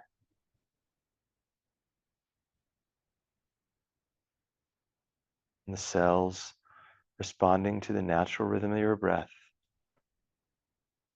Little waves moving through the body, through your energy field. Mind is quiet.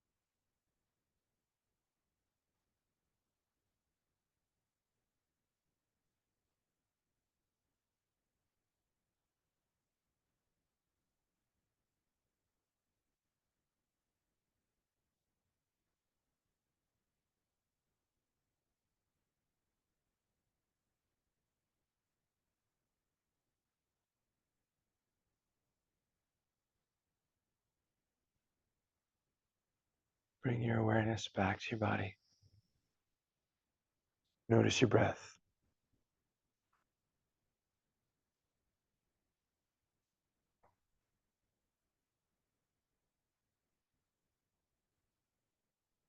Take some time and then roll over to your right side. Come into a fetal position. Squeeze the knees in towards the chest.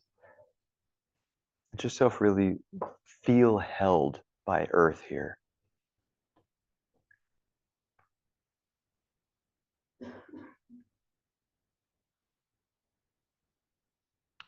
This is a pose of perfect potential.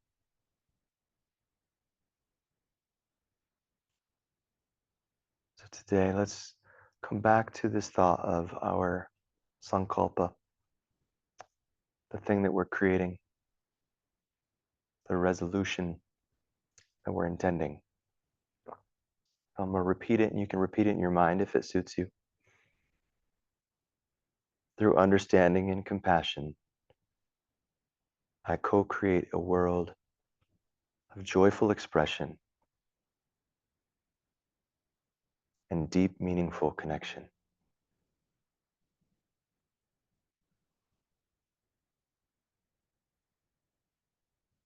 And when you're ready, come up to a seat.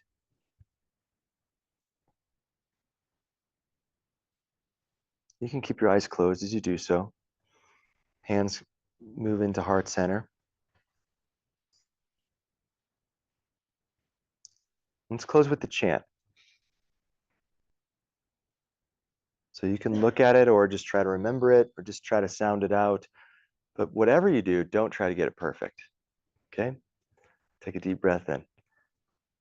Om Triambakam Yajamahe Sukandim Pushtivaranam Urva Rukamiva Bandhanan Mrityo Mukshiyamamritat Om Triambakam Yajamahe Sukandim Pushtivaranam Urva Rukamiva Bandhanan Mrityo Mukshiyamamritat Om Triambakam Yajamahe Sukandim Pushtivaranam Urva Rukamiva Bandhanam Mrityo Mukshiyamamritat.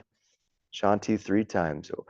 Om Shanti Shanti Shanti.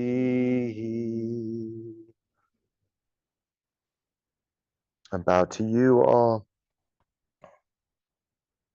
Bowing to the teacher, bowing to the teaching, and that vital connection, that golden thread that connects each of us together, but connects us not only to the past, to the wisdom, but to the future. Now take your right hand, bring it to your left shoulder. Take your left hand, bring it to your right shoulder, and just go, yeah. Give yourself a hug. Give yourself a hug. I would like, so you are done a few minutes early. You have till 9:30. 9:30 is when you'll be in a semicircle with your stuff ready to book club the sutras.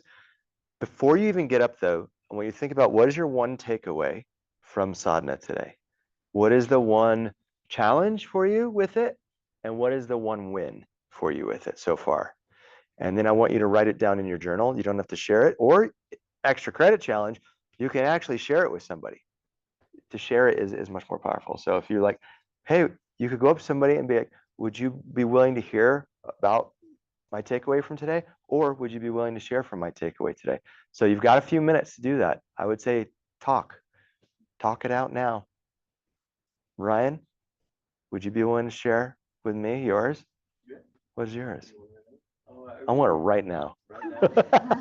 Well, I was going through some hard times, and so I actually then started to chant this again, and so it felt good to chant it in community.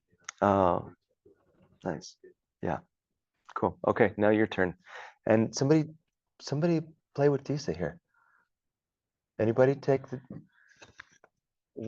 are you yoga stoned? Is everybody yoga stoned? Thanks, here, it's actually connected to the mic. So, all right. Tell somebody about how it was for you real quick. Like literally in just a sentence or two. Just share with somebody else. How it was. Hey, It's Tisa. yeah. Remind me of your name again. Amazing. Let me turn you up real quick. Hold on. Now say something real quick. Can you hear me? No, I can't hear you. Let me put my headphones on.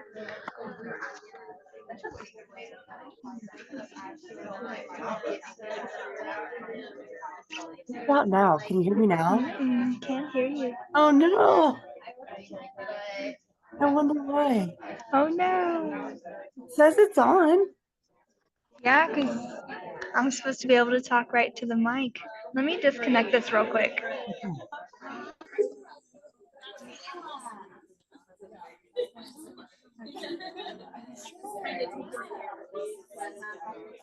Okay, now say something. Can you hear me? No, I can't hear you. Oh no. Here, text me in the chat. Text me in the chat, okay? Okay. If you, Should I disconnect it from the yeah, mic? just disconnect it. Because I turned It didn't work. maybe I could just turn the mic off. Yeah, just turn the mic off for a second.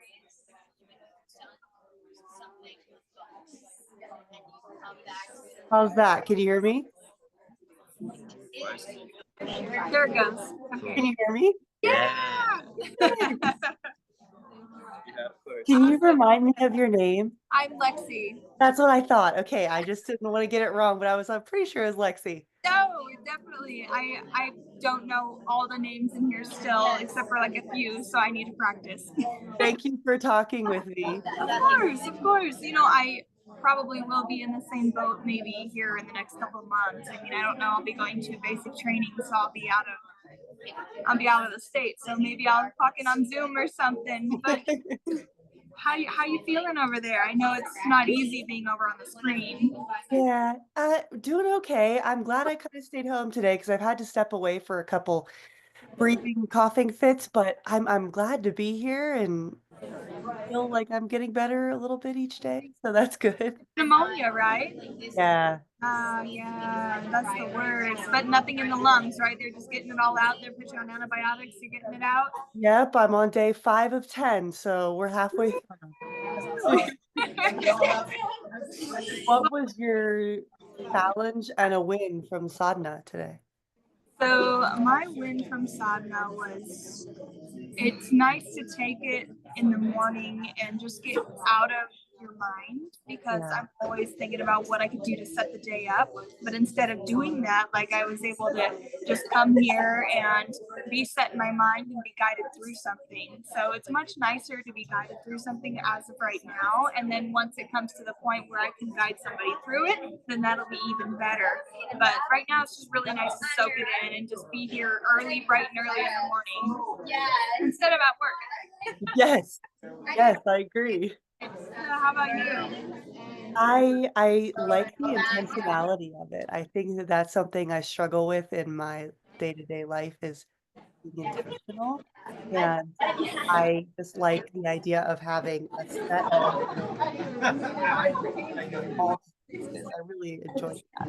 Yeah, absolutely. That's amazing. What's your word for 2025? Because mine is actually intentionality. It was. Yeah, so it's funny that you bring that up because it's Love it. perfect. I don't know that I have one yet. I've really been in like a weird funk this last month, and I really just need to like kind of decide what that's gonna be. But I love that. I mean, being more intentional in our everyday lives is something that I think is something we can figure out. I think that as long as you don't just, I know that people say go with the flow, right? But as long as you're like intentional with what you're doing with your time, I think that you can trust the process. And like you said, if you don't trust the process, it's going to be a really long 10 months. So Yeah. it's probably really good for the month that you felt it was just aloof because I felt aloof too. So now I could just be like, all right, just do the work and then the process will happen, right? So you don't have to worry about what the destination is. Just be okay with whatever happens. No matter Yeah, if it's hard or not. there's reassurance in that, knowing that if I just put in the effort and I just show up and I'm just intentional, that I can trust what will come from it. There's reassurance in that, you know? Yeah, absolutely. Well, Tisa, my number is on the contact sheet. It's under Alexis Hudson. Text me anytime. Okay, awesome. It's so great to meet you. Great to meet you. Do you want to pay now for it? Okay. Oh, thank you. Yeah, I Tisa, disconnected. thank you. I'm gonna log off. Amber will log back on at 9:30. Okay. Hey, yeah. How are you feeling today, by the way? I'm glad I stayed home. I've had to step away a couple times to get a little steam in my lungs and cough, but I think we're getting a little bit better. I'm on day 5 of 10 antibiotics, so we're getting there. Oh my gosh. Okay, cool. Well, I'm so glad you made it for what you could, and we'll see you shortly. Okay, bye-bye. Thanks. Beyonce. Is her